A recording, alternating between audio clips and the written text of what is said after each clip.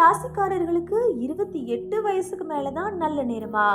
12 ராசிகள் மொத்தமா இருக்கு. இதுல பொதுவா ஒவ்வொரு ராசிக்கும் ஒவ்வொரு குணாதிசயங்கள் இருக்கும்.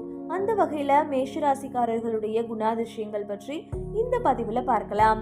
மேஷராசிக்காரர்கள் அவங்கள சுத்தி இருக்கிறவங்கள எப்பவுமே சந்தோஷமா வச்சுக்க நினைப்பாங்க. அவங்க இருக்கிற இடமே நல்லா கலகலன்னு இருக்கும்.